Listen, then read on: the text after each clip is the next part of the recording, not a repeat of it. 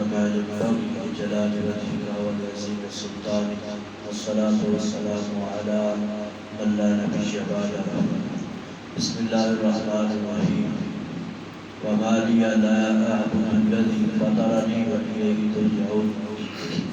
آج انشاءاللہ 23ویں پارے کے اہم مضامین کو آپ کے سامنے رکھنے کی کوشش کروں گا. اللہ رب العزت نے 23ویں پارے کے اندر فرما دیا وما لي لا أعبد الذي فطرني وإليه ترجعون. یہ میرے لیے لائق ہی نہیں ہے اے نبی کہ میں اس چیز کی یا اس شخص کی عبادت کروں جس نے مجھے پیدا ہی نہیں کیا، بلکہ عبادت کا حق اسی کا ہے جس نے مجھے پیدا کیا ہے. آگے اللہ رب العزت نے اسی پارے کے اندر انبیاء کے بعض اہم قصوں کا ذکر فرما دیا ہے. اللہ رب العزت نے فرمایا سیدنا نوح علیہ السلام ان کی قوم کا ذکر، ان کے غرق ہونے کا ذکر اور کشتی کے اندر سوار ہونے والوں کا ذکر.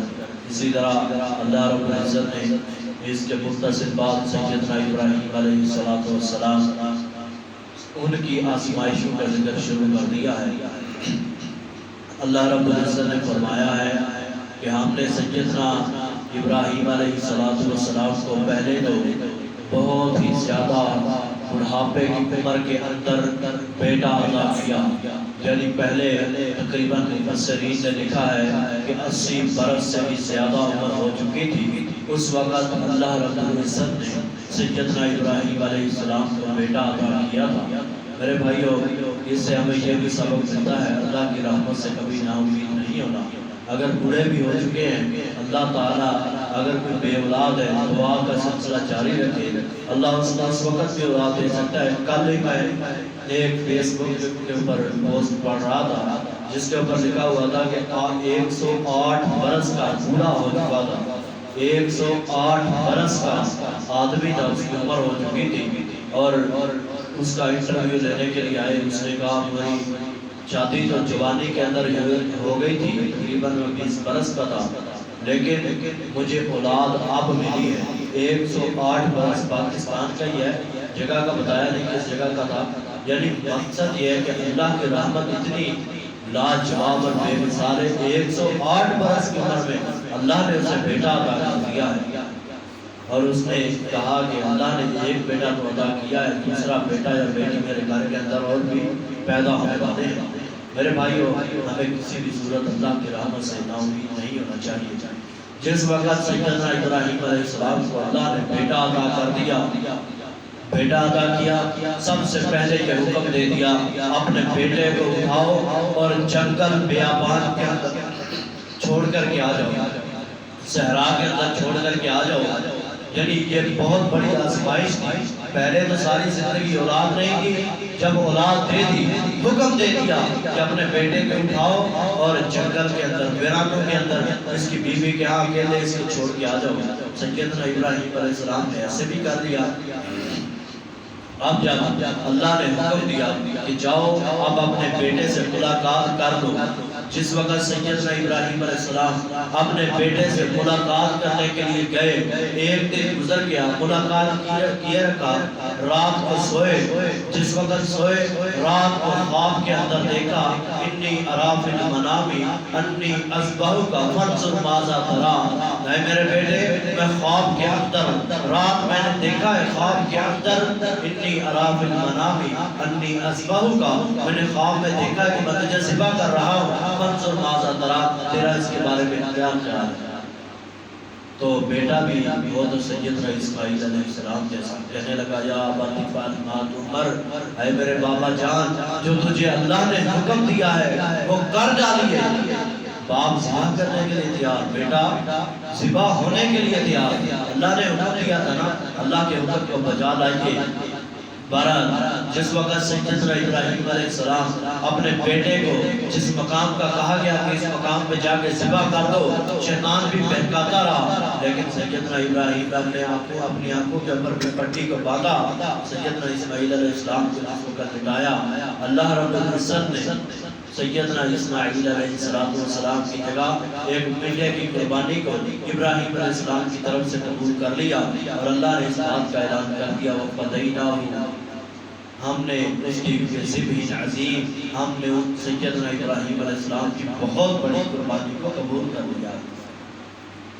اسی طرح سیدنا یونس علیہ السلام ان کا بھی ذکر موجود ہے، وَلَوْلَا أَنْ كَانَ مِنَ الْمُسَبِّحِينَ لَلَبِثَ فِي بَطْنِهِ إِلَى يَوْمِ يُبْعَثُونَ۔ اگر سیدنا یونس علیہ السلام، اللہ رب العزت نے فرمایا لولا ان کان من المسبحین، اگر وہ لا الہ الا انت سبحانک انی کنت من الظالمین کی تسبیح کرنے والے نہ ہوتے، للبث فی بطنہ الی یوم یبعثون، قیامت تک مچھلی کے پیٹ کے اندر ہی رہتے۔ کیا مطلب ہے؟ سبق کیا بتایا کہ ہمیں اگر کوئی مصیبت پہنچ جائے، ہمارے اوپر کوئی پریشانی آ جائے، یہ چھوٹی پریشانی تھی کہ مچھلی کے پیٹ کے اندر زندہ چلا جانا، اور ایک تو ہوتا ہے کہ چلا جائے اور جا کے مر جائے، یہ تو اور بات ہوتی ہے، لیکن ایک مچھلی کے پیٹ کے اندر گئے اور جا کے زندہ، یہ تو بڑی پریشانی۔ ہر طرف اندھیرے ہی اندھیرے، پانی کے اندر، دریاؤں کے اندر مچھلی نے پھرنا۔ لَلَبِثَ فِي بَطْنِهِ إِلَى يَوْمِ يُبْعَثُونَ، اگر وہ تسبیح کرنے والے نہ ہوتے تو قیامت تک مچھلی کے پیٹ کے اندر رہتے۔ یعنی مقصد کیا ہمیں سمجھ آتا ہے؟ اگر ہمیں کوئی عارضہ پیش آ جائے، ہمیں کوئی مشکل پیش آ جائے، ہمیں کوئی مصیبت آ جائے، سب سے بڑی مصیبت بھی آ جائے، ہم لا الہ الا انت سبحانک انی کنت من الظالمین، اس تسبیح کا ایک دن نہیں، 2 دن نہیں، 3 دن نہیں، انبیاء کے جو بھی فرض اور وظائف ملتے ہیں 40 دن پہ معمول ہے۔ روٹین بنا لیں، ہم 40 دن کو کام کرنا شروع کر دیں، اللہ رب العزت ہر مسئلے کو، ہر معاملے کو ختم کر دے گا۔ کہتے ہیں ہمارے گھروں میں جنات آگے فلاں ہو گیا، فلاں ہو گیا، سارے مسائل ان کا شریعت کے اندر توڑ موجود ہے۔ رسول اللہ صلی اللہ علیہ وسلم نے فرمایا جس گھر کے اندر آسیب، جادو یا جنات کا اثر ہو جائے، وہ بندہ اپنے گھر کے اندر 41 دن تک سورہ بقرہ کی تلاوت کو جاری کر دے، اللہ رب العزت ہر بیماری کو ختم کر دے گا۔ کہاں گئے جاتے ہیں؟ ہر چیز ختم ہو جائے گی، ہم وظائف کی طرح باتیں نہیں ہیں۔ اللہ رب العزت اتنی بڑی بیماریوں کو اور اتنی بڑی تکلیفوں کو وظائف کی وجہ سے رفع کرنے والا ہے۔ سیدنا ایوب علیہ السلام، ان کی بیماری کو دیکھ لیں، اتنی بڑی بیماری تھی، اللہ رب العزت نے ان کو بھی وظائف کی وجہ سے ان کی بیماری کو ختم کر دیا ہے۔ میرے بھائیوں، اس کے بعد سیدنا داؤد و سلیمان علیہ السلام کا ذکر فرما دیا۔ سیدنا داؤد علیہ السلام باپ تھے اور سیدنا سلیمان علیہ السلام بیٹے تھے۔ پہلے بھی آپ کے سامنے بیان کیا کہ سیدنا سلیمان علیہ السلام نے اللہ سے دعا مانگی تھی، اے اللہ مجھے ایسی بادشاہت دینا لا ينبغي لأحد من بعدی، جو میرے بعد قیامت تک کسی کو نہ ملے۔ اور ساتھ ساتھ اللہ نے بادشاہت بھی دی تھی اور نبی تو دونوں ہی تھے۔ جس وقت سیدنا داؤد علیہ السلام زندہ تھے، داؤد علیہ السلام کی عمر کے اندر، زندگی کے اندر ہی اللہ نے ان کے بیٹے سیدنا سلیمان علیہ السلام کو بھی نبوت سے نواز دیا تھا۔ بہرحال ایک مرتبہ سیدنا داؤد علیہ السلام کے پاس دو عورتیں تھیں، ان کا ایک بچہ تھا، دونوں عورتوں کا ایک بچہ تھا۔ ایک عورت کا بچہ فوت ہو گیا اور جس عورت کا بچہ فوت ہو گیا اس نے جھگڑا ڈال دیا دوسری عورت کے ساتھ کہ یہ بچہ میرا ہے۔ اس فیصلے کو اب سیدنا داؤد علیہ السلام کے پاس لے کے آئے۔ جس وقت سیدنا داؤد علیہ السلام کے پاس لے کے آئے تو سیدنا داؤد علیہ السلام نے کہا کہ میں تمہیں کل فیصلہ کر کے بتاؤں گا۔ اب فہم سلیمانی کا ذکر ہو رہا ہے کہ اللہ نے سیدنا سلیمان علیہ السلام کو کیسا فہم و فراست کا ملکہ اور اسے نوازا تھا۔ سیدنا سلیمان علیہ السلام کہنے لگے، اے میرے بابا، اگر آپ مجھے حکم دیں میں ان کا فیصلہ نہ کر دوں۔ سیدنا داؤد علیہ السلام کہنے لگے، اے بیٹے سلیمان، کر دیجئے فیصلہ، اس کے اندر کون سی بات ہے؟ سیدنا سلیمان علیہ السلام نے اس چھوٹے سے بچے کو پکڑا اور اس کی گردن کے اوپر چھری چلانا شروع کر دیا۔ چھری چلائی نہیں اور کہنے لگے میں اس کو ذبح کر دوں۔ تو ان سے پوچھا جس کا بیٹا تھا، جس کا بیٹا نہیں تھا وہ تو کہنے لگے کر دو ذبح، جس کا بیٹا تھا وہ چیخنے لگ گیا اور وہ کہنے لگے بیٹا تو میرا ہے لیکن اس کو دے دو۔ سیدنا سلیمان علیہ السلام سمجھ گئے کہ یہ بیٹا اس عورت کا ہے۔ اور انہوں نے کیسا عظیم فیصلہ کیا، یعنی ایک بات سمجھا دی کہ جس کا بیٹا ہوگا وہ تڑپ جائے گا۔ سیدنا سلیمان علیہ السلام کو اللہ نے ایسی فہم و فراست سے نوازا تھا جو ان کے باپ سیدنا داؤد علیہ السلام کے پاس بھی نہیں تھی۔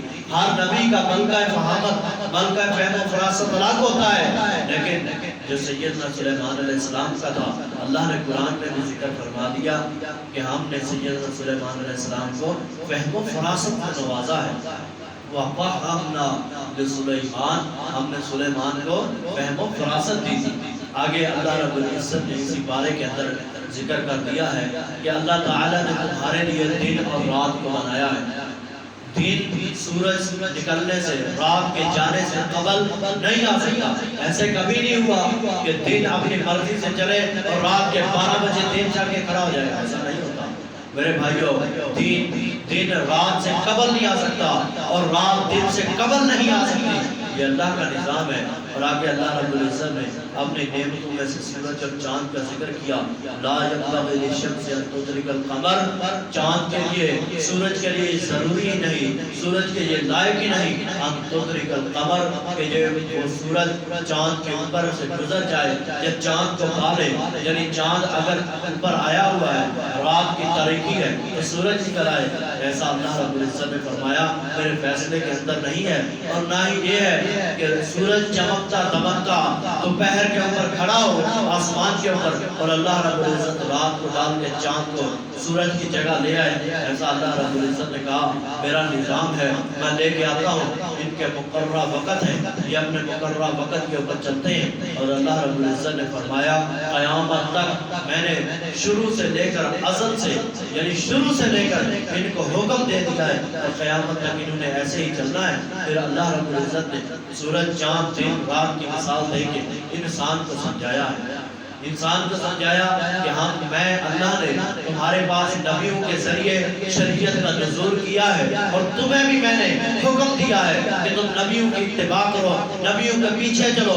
تم نبیوں سے ہٹ کر دوسرے راستے کو تلاش کرتے ہو، اپنی مرضی کرتے ہو، اللہ کے دین کو چھوڑ کر تم سورج اور چاند کی طرف دیکھ لو۔